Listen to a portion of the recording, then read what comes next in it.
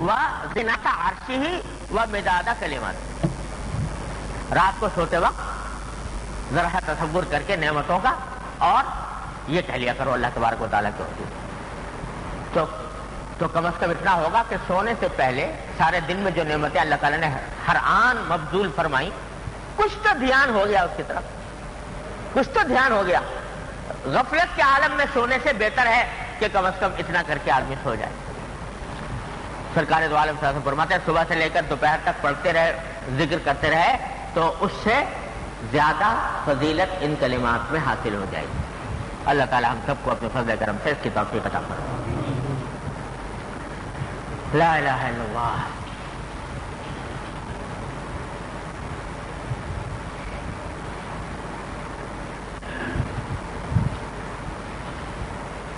آگے ایک حدیث ہے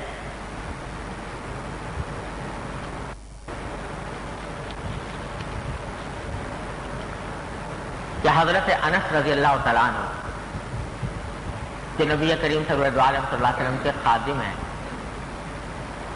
وہ روایت فرماتے ہیں کہ کان النبی صلی اللہ علیہ وسلم یدخل علینا اہل البیت.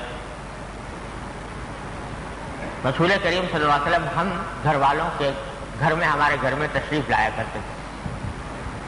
یہ حضرت انس رضی اللہ تعالیٰ عنہ جو ہیں یہ انصار میں سے ہیں، مدینہ منورہ کے باشندے ہیں، ان کا خاندان مدینہ منورہ میں آباد تھا. ان کی والدہ کا نام ہے ام سلیم رضی اللہ تعالیٰ عنہ، اور ان کے پہلے شوہر تھے مالک، ان سے یہ پیدا ہوئے تھے. بعد ان کے والد کا انتقال ہو گیا تھا تو بعد میں حضرت ام سلیم نے حضرت طلحہ سے شادی کر لی تھی رضی اللہ تعالیٰ عنہ. اور حضرت انس چھوٹے بچے تھے، پہلے شوہر تھے، تو یہ اپنی والدہ کے ساتھ رہا کرتے تھے. تو فرماتے ہیں کہ نبی کریم صلی اللہ علیہ وسلم ہمارے گھر میں تشریف لایا کرتے تھے. حیرانی ہوتی ہے کہ حضور اقدس صلی اللہ علیہ وسلم کی حیات طیبہ جو نبی بننے کے بعد کتنے ہیں کل، کتنا عرصہ؟ 23 سال، جس میں 13 سال مکہ مکرمہ میں، 10 سال مدینہ طیبہ کی بات کر رہا ہوں. تو 10 سال رہے مدینہ طیبہ. اس 10 سال کے اندر یوں سمجھو کہ تقریباً 120 کے قریب تو غزوات اور سریے ہوئے، مختلف غزوات جس میں خود تشریف لے گئے یا صحابہ کرام کو بھیجا. ان کی تعداد 120 کے قریب تک پہنچتی ہے کہیں. اور تعلیم کا یہ حال ہے کہ اصحاب صفہ پڑے ہوئے ہیں، ان کو ہر روز آپ پڑھاتے ہیں، کچھ نہ کچھ تعلیم دیتے ہیں. مدینہ منورہ نئی نئی حکومت قائم ہوئی ہے، اس حکومت کا انتظام ہے، انصرام ہے، اس کو دیکھ بھال ہے. لوگ جھگڑے لے کر آ رہے ہیں، ان کے تذکیے فرما رہے ہیں. لوگوں کو وعظ اور تبلیغ بھی فرما رہے ہیں، سفر بھی ہو رہے ہیں. اور ان سب مصروفیات کے اندر ایک ایک صحابی کی خبر گیری بھی ہے. اب یہ حضرت انس رضی اللہ عنہ فرما رہے ہیں کہ آیا کرتے تھے، یہ نہیں ایک آدھ مرتبہ آ گئے، ہمارے گھر میں تشریف لایا کرتے تھے، بس ان کی دلداری کے لیے، ان کی دلجوئی کے لیے اور ان کی خبر گیری کے لیے. تو ساری مصروفیات بھی ہیں اور ایک ایک صحابی کی دیکھ بھال بھی ہے. کوئی اگر نہیں آیا، اتنے صحابہ کرام بڑی تعداد، کوئی اگر نہیں آیا کسی دن مجلس میں یا نماز میں نہیں دیکھا تو معلومات فرما رہے ہیں کہ کیا ہوا بھائی، کیوں نہیں آئے. اور اس کے ذاتی معاملات کے جزیات میں شریک ہیں کہ اس کو کیا حالات درپیش ہیں، کس قسم کے مسائل کا سامنا ہے، سب کے جزیات میں دخیل ہے. تو فرماتے ہیں کہ آپ تشریف لایا کرتے تھے ہمارے گھر. یہ سب کیا ہے؟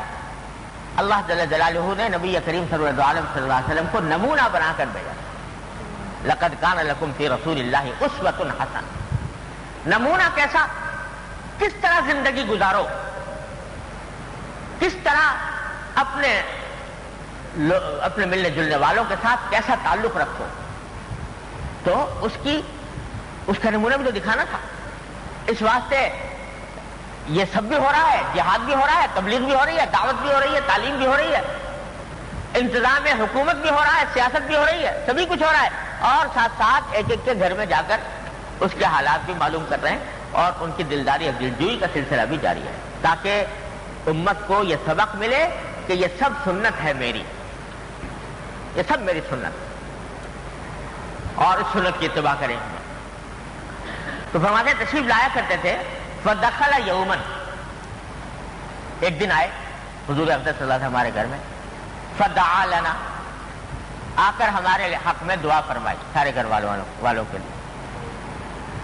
فقالت ام سلیم، تو میری جو والدہ تھی حضرت ام سلیم، انہوں نے عرض کیا، میں چھوٹا سا بچہ تھا، حضرت کہہ رہے ہیں میں چھوٹا سا بچہ تھا، خویدم قال الا تدعو له، یہ چھوٹا سا آپ کا خادم ہے، حضرت انس کی طرف اشارہ کر کے کہا یہ چھوٹا سا آپ کا خادم ہے، اس کے لیے دعا نہیں کریں گے؟ بولتے سب کے لیے دعا تو کرنی تھی، لیکن خاص طور پر وہ چاہتی تھی کہ میرا نام لے کر رسول کریم صلی اللہ علیہ وسلم دعا فرمائیں، تو عرض کیا کہ یہ آپ کا چھوٹا سا خادم ہے، کیا آپ اس کے لیے دعا نہیں فرمائیں گے؟ تو کہتے ہیں کہ اللہم، حضور نے فرمایا، دعا فرمایا کہ اللہم اکثر مالہ وولدہ واطل حیاتہ واغفر لہ۔ کیا دعا فرمائی کہ اے اللہ اس کے مال میں بھی، اس کو مال بھی بہت دیجیے، اس کو اولاد بھی بہت دیجیے، اور اس کی عمر بھی لمبی کیجیے، اور اس کی مغفرت بھی فرمائی۔ 4 دعائیں فرمائی کہ مال بھی بہت ہو، اولاد بھی بہت ہو، عمر لمبی ہو، اور مغفرت ہو جائے۔ کیا ساری دنیا کی، آخرت کی ساری نعمتیں جمع فرما دی 4 جملوں میں رسول کریم صلی اللہ علیہ وسلم۔ بعد میں حضرت انس حضور اقدس صلی اللہ علیہ وسلم کی خدمت میں بھی ان حضرت میں سلیم میں چھوڑ دیے تھے کہ حضرت کی خدمت کیا کریں۔ تو کہتے ہیں ان دعاؤں کا اثر دیکھیے، حضرت انس فرماتے ہیں کہ اس دعاؤں کا اثر کیا ہوا، تو آپ نے دعا یہ فرمائی تھی کہ میرے مال بہت ہو۔ تو یہاں اس روایت میں تو نہیں ہے، دوسری روایت میں آتا ہے کہ حضرت انس رضی اللہ عنہ کا مال اللہ تعالیٰ نے اتنا کر دیا تھا کہ ان کو یاد نہیں رہتا، ان کو تعداد یاد نہیں ہوتی کہ کہاں ہے میرا مال اور کتنا ہے، مال جائیداد اتنا مال اللہ نے فرمایا حضرت انس۔ اور دوسری دعا یہ فرمائی تھی کہ ان کی اولاد بہت ہے، اولاد بہت ہو۔ تو حضرت انس فرما رہے ہیں کہ اب تک میں اپنی اولاد میں سے 103 اولاد کو دفن کر چکا ہوں۔ فدفنت 103، یعنی اتنی اولاد ہوئی کہ ہو کے عمریں بھی لمبی ہوئی ان کی، اور پھر انتقال بھی ہو گیا، تو 103 کو اپنے ہاتھوں سے دفن کر چکا ہوں، اور جو زندہ ہیں وہ علاوہ۔ اور وَإِنَّ الثَّمَرَةِ لَتُطْعِمُ فِي السَّنَةِ مَرَّتَيْنِ، میرا جو باغ ہے اس پر جو پھل ہوتا ہے باغ میں، تو وہ، اور ساری دنیا میں تو جو پھل آتا ہے وہ سال میں 1 مرتبہ آتا ہے، میرے باغ میں سال میں 2 مرتبہ پھل آتا ہے۔ اور ایک دعا آپ نے یہ فرمائی تھی کہ طالت ایک حیات ہو، کہ ان کی عمر لمبی ہو۔ تو صحابہ کرام رضوان اللہ تعالی اجمعین میں سب سے زیادہ لمبی عمر ان کی ہوئی ہے، سب زیادہ ان کی لمبی عمر ہوئی ہے، 100 سال سے بھی کافی زیادہ۔ اور ان کی وجہ سے بے شمار لوگ جو ہے تابعی بنے، کیونکہ ایک زمانہ ایسا آ گیا تھا کہ ان کے سوا صحابہ کرام میں کوئی اور زندہ نہیں تھا جس سے لوگ ملاقات کر کے تابعی بن سکے۔ ان سے ملاقات ہوئی تو اللہ تعالیٰ نے ان کو تابعیت کا مقام عطا فرما دیا۔ تو فرماتے ہیں کہ طالت حیاتی حتی استحییت من الناس، میری عمر اتنی اب لمبی ہو گئی ہے کہ یہاں تک کہ مجھے لوگوں سے شرم آنے لگی ہے کہ اب تک زندہ پھر رہا ہے، لوگ کیا کہیں گے کہ اب تک زندہ پھر رہا ہے۔ تو کہتے ہیں اتنی لمبی عمر ہوئی کہ مجھے لوگوں سے شرم آنے لگی کہ اپنی اولاد کو دفن کر دیا، 103 کو پھر بھی زندہ ہے، تو اتنی شرم آنے لگی، اتنی لمبی مجھے اللہ تعالیٰ نے عمر فرمائی نبی کریم صلی اللہ علیہ وسلم کی اس دعا کی بدولت۔ اور کہتے ہیں چوتھی دعا تو ایسی فرما دی تھی کہ اللہ کی مغفرت فرما دی۔ تو کہتے ہیں مجھے اللہ کی رحمت سے امید ہے کہ جب 3 دعائیں اللہ تعالیٰ نے اس طرح قبول فرمائی ہیں تو آخر میں بھی انشاءاللہ میری مغفرت فرمائیں گے، وارجو المغفرہ، مغفرت کی۔ اللہ اکبر۔ تو یہ سنت رسول کریم صلی اللہ علیہ وسلم کی یہ معلوم ہوئی کہ اپنے اعزاء احباب سے کبھی کبھی ملنے کے لیے بھی جانا چاہیے اور ان کے حق میں دعا کرنی چاہیے، اور دعائیں بھی ایسی چیز کرنی چاہیے جو جامع ہو، دین و دنیا کی نعمتوں کے لیے جامع ہو، ایسی دعا کرنی چاہیے۔ اور جیسا پہلے پڑھ کر آئے ہیں آپ کہ رسول کریم صلی اللہ علیہ وسلم نے فرمایا کہ جب کوئی مومن دوسرے مومن کے لیے غائبانہ دعا کرتا ہے تو اللہ تبارک و تعالیٰ خاص طور سے قبول فرماتا ہے۔ لا الہ الا اللہ۔ آگے حدیث ہے حضرت ابو ہریرہ رضی اللہ تعالیٰ کہ نبی کریم صلی اللہ علیہ وسلم نے فرمایا کہ یستجاب لأحدکم ما لم یدعو باسم او قطیعۃ رحم او یستعجل فیقول دعوت فلا ارى یستجیب لی فیدع الدعاء۔ اس حدیث میں رسول کریم صلی اللہ علیہ وسلم نے دعا کی فضیلت بیان فرمائی ہے اور یہ فرمایا کہ تم میں سے جو شخص بھی دعا کرتا ہے تو اللہ تبارک و تعالیٰ اس کی دعا ضرور قبول فرمائے، ضرور قبول فرمائے، اور بشرطے کہ قبول ہونے کے معنی سمجھتے ہو۔ قبول ہونے کے معنی جیسا میں نے کئی مرتبہ بتایا یہ ہے کہ یا تو وہ چیز مل جاتی ہے جس کی دعا مانگی تھی، یا اس سے اچھی چیز اللہ تبارک و تعالیٰ عطا فرما دیتے ہیں، اور نقد فائدہ یہ تو ہوتا ہی ہے کہ دعا کرنے کا ثواب ملتا ہے، اجر ملتا ہے۔ تو ہر آدمی بندے کی دعا قبول ہوتی ہے، البتہ فرمایا کہ چند اس میں مستثنیات، چند آدمی ایسے ہیں جن کی دعا قبول نہیں۔ کون سی؟ وہ شخص کے جو کسی گناہ کی دعا مانگے۔ دعا مانگنا کہے کہ گناہ، العیاذ باللہ، گناہ بھی کرے، گناہ کا ارادہ بھی کرے اور اللہ میاں سے مانگے بھی کہ مجھے اس گناہ کی توفیق دے دے، العیاذ باللہ۔ جیسے کوئی شخص اللہ بچائے، آج پہلے تو تصور نہیں ہوتا تھا اس بات کا کہ آدمی کوئی مسلمان بھی گناہ کی دعا مانگ سکتا ہے۔ کوئی دعا مانگے کہ یا اللہ مجھے جھوٹ بلوا دو مجھ سے، یا مجھ سے غیبت کروا دو، یا مجھ سے میں شراب پیوں، یا العیاذ باللہ بدکاری کروں۔ کون مسلمان ہے جو کبھی ایسی دعا مانگے گا؟ تو پہلے تصور نہیں آتا تھا، لیکن اب ہو گیا۔ اب اس طرح ہو گیا کہ لوگ گناہ کو گناہ سمجھتے ہی نہیں، اس کی وجہ سے دعا مانگتے۔ جو گناہ ہے، سود گناہ ہے کہ نہیں؟ بہت بڑا، لیکن لوگ اس کو گناہ سمجھتے نہیں تو مانگتے ہیں یا اللہ مجھے بینک کی ملازمت دلوا دو۔ مانگ رہے کہ نہیں دعا؟ یہ گناہ کی دعا ہو رہی کہ میرا رزق حرام ہو جائے۔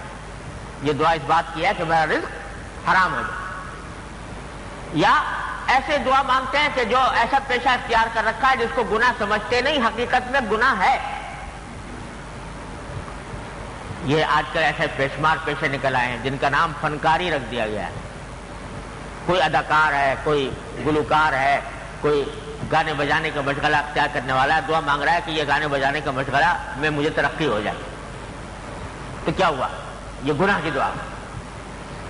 تو جب گناہ کی دعا کرے گا تو العیاذ باللہ نہ صرف یہ کہ وہ دعا قبول نہیں بلکہ الٹا اس سے وبال ہونے کا اندیشہ ہے۔ تو کوئی ایسا کام کی دعا نہ مانگے جو گناہ ہو۔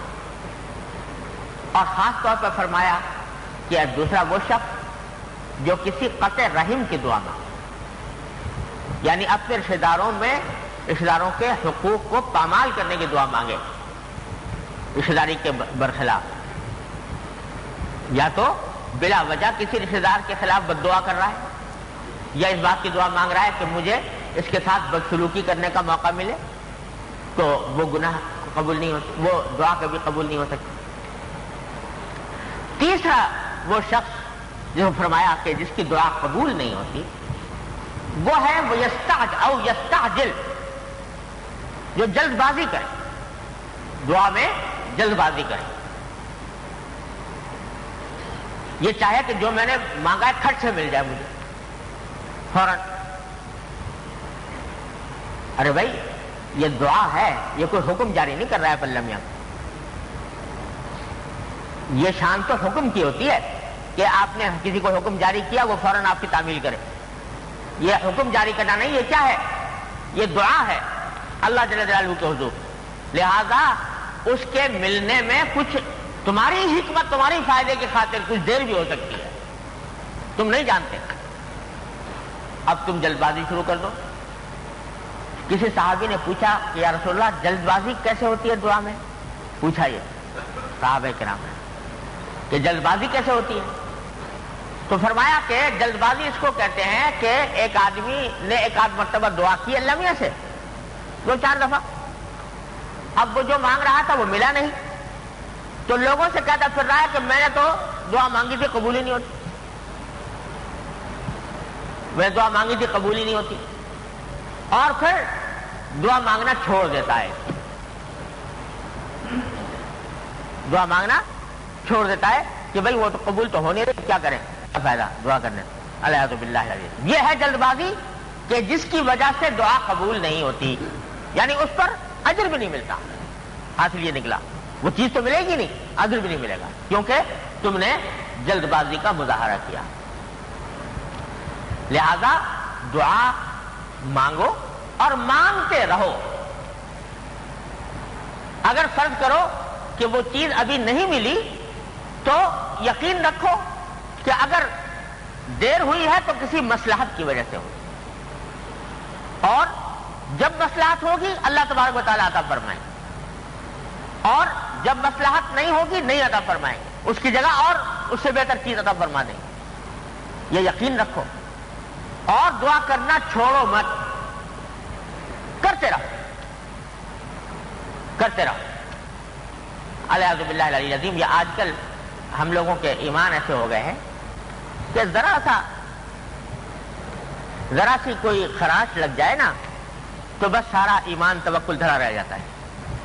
ابھی یہ جو واقعہ حادثہ پیش آیا، یعنی مسلمانوں کو افغانستان میں اور ہندوستان میں مسلمانوں کے ساتھ کیا کچھ ظلم ہو رہا ہے، اور فلسطین میں کیا کچھ ہو رہا ہے، کیوبا میں کیا کچھ ہو رہا ہے، یہ سب ہو رہا ہے مظالم مسلمانوں کے اوپر. تو کہنے والے بعض اوقات یہ کہتے ہیں کہ جی اتنی دعائیں ہوئیں، قنوت نازلہ پڑے گئے، اور اتنی دعائیں ہوئیں، نمازوں میں ہوئیں، حرم میں ہوئیں، لیکن اللہ میں نے کچھ سنی نہیں. الیاذ باللہ العظیم. یہ کلمات اب زبان پر آنے لگے. الیاذ باللہ العظیم. یہ کہنے والے کہنے لگے، اور یہاں تک بعض لوگوں کے کلمات میرے کان میں پڑے کہ جی اب جب وہ دعائیں قبول نہیں ہوئی تو اب کیا ہوں گی، اب قبول کرنے، اب دعا کرنے سے کیا حاصل. الیاذ باللہ. یہ ہے جلد بازی جس سے رسول اللہ صلی اللہ علیہ وسلم نے منع فرمایا کہ نہ تو ارے بھائی تم حاکم ہو اس کائنات کے یا کوئی اور ہے، تم پروردگار ہو اس کائنات کے یا کوئی اور ہے، تمہارا حکم چلتا ہے، تمہاری مشیت چلتی ہے یا اس کی چلتی ہے، تمہاری خواہشات کے مطابق کائنات کو چلنا چاہیے. ٹھیک ہے تمہاری ایک خواہش تھی وہ پوری نہیں ہوئی، ان کی حکمت ہے نہیں پوری کی انہوں نے. کسرا چراؤ چون رسد در قضائے ماں پروریم دشمن و مامی کشیم دوست. ہم بعض اوقات دشمن کو پالتے ہیں اور دوست کو قتل کروا دیتے ہیں. کسرا چراؤ چون رسد در قضائے ماں. کسی کو ہماری تقدیر میں چون و چرا کرنے کی مجال نہیں، تو تم اس کی وجہ سے مایوس ہو کر بیٹھ جاؤ، اس کی وجہ سے دعائیں چھوڑ دو، اس کی وجہ سے اللہ تبارک و تعالیٰ سے بدگمانی کا شکار ہو جاؤ. یہ سب تمہاری بندگی کے خلاف ہے. تم بندے ہو وہ پروردگار ہے. لہذا جلد بازی نہ کرو اور مایوسی کا شکار نہ ہو، اور دعا چھوڑو بھی مت، کرتے رہو کہ اللہ ہم تو کرتے رہیں گے جب تک آپ عطا، ہم تو کرتے رہیں، ہمارا کام یہی ہے کہ کرتے رہیں. ہاں دعا کرنے کے بعد معاملہ اس کے حوالے کر دو کہ اللہ ہماری سمجھ میں تیار ہے، ہم تو یہ دعا مانگتے ہیں، آپ ہی دیجئے ضرور دیجئے. البتہ پھر فیصلہ آپ کے ہاتھ میں ہے، جو فیصلہ آپ کریں گے ہم اس پر راضی ہیں. تو یہ ہے طریقہ ایک مومن کی دعا کا. اور جو شخص یہ سمجھے کہ بھئی 2-4 مرتبہ دعا کی اور ملا ہے نہیں، لہذا مایوس ہو کے بیٹھ گیا کہ اب کیا کروں دعا کر. مانا کہ دشمنی ہے دعا کو اثر کے ساتھ، تو یہ استعجال ہے۔ فرمایا کہ اس کا نتیجہ یہ ہے کہ دعا کا جو لازمی نتیجہ تھا کہ اجر تو ملتا ہی ملتا، وہ بھی کھو دیا تم نے۔ یہ کہتے اجر اس شخص کو ملے گا جو یہ کہے، جو اللہ تعالیٰ سے شکوہ کرے، اس کو اجر کہاں سے ملے گا؟ اس واسطے وہ جو دعا کا جو لازمی نتیجہ تھا اجر و ثواب، وہ بھی یہ کہہ کر کھو دیا۔ تو اس لیے رسول اللہ صلی اللہ علیہ وسلم فرما رہے ہیں کہ جب تک جلد بازی نہ کرے انسان، اس وقت تک اللہ تبارک و تعالیٰ اس کی دعا کو اس معنی میں تو لازماً قبول فرماتے ہیں کہ اجر و ثواب عطا ہوتا ہے اور اس سے اچھی چیز عطا ہوتی ہے، اور اگر مصلحت ہوتی ہے تو وہ چیز جو مانگی جا رہی ہے وہ بھی عطا ہو جاتی ہے۔ یہ حقیقت اگر پیش نظر رہے تو پھر ہماری ہر دعا قبول ہے انشاءاللہ۔ اور دعا کی رٹ لگایا کرو، چلتے پھرتے اٹھتے بیٹھتے ہر کام اللہ تعالیٰ سے مانگو اور اللہ تعالیٰ کے حوالے کرو۔ اللہ تعالیٰ ہم سب کو اس کی توفیق عطا فرمائے۔ اللهم صل على سيدنا مولانا محمد وعلى ال محمد كما صليت على ابراهيم وعلى ال ابراهيم انك حميد مجيد۔ ربنا ظلمنا انفسنا وان لم تغفر لنا وترحمنا لنكونن من الخاسرين۔ ربنا آتنا في الدنيا حسنة وفي الآخرة حسنة وقنا عذاب النار۔ یا ارحم الراحمین، اپنے فضل و کرم اپنے رحمت سے ہمارے تمام گناہوں کو معاف فرما۔ اے اللہ ہمارے اعمال و اخلاق کی اصلاح فرما۔ اے اللہ ہمیں سیدھے راستے پر چلنے کی توفیق عطا فرما۔ اے اللہ ہمیں اپنی رحمت سے اتباع سنت کی توفیق کامل و راسخ عطا فرما۔ اے اللہ ہر طرح کے شر سے، معصیتوں سے، منکرات سے ہمارے گھر والوں، متعلقین، احباب سب کی حفاظت فرما۔ اے اللہ ہم بے ہمت ہیں، ہمت عطا فرما، بے حوصلہ ہیں، حوصلہ عطا فرما۔ اے اللہ ہمیں اپنے دین کی صحیح سمجھ عطا فرما، اس پر عمل کی توفیق عطا فرما، اس پر استقامت عطا فرما۔ اے اللہ نفس و شیطان کے مقائد سے ہماری حفاظت فرما۔ اے اللہ نفس و شیطان کے مقائد سے ہماری حفاظت فرما۔ اے اللہ ہمیں اپنے شکر گزار بندوں میں داخل فرما۔ اے اللہ ہمیں اپنے شکر گزار بندوں میں داخل فرما۔ یا ارحم الراحمین، اپنے فضل و کرم سے تمام حاضرین اور حاضرات کو ان کے تمام جائز مقاصد میں کامیابی عطا فرما۔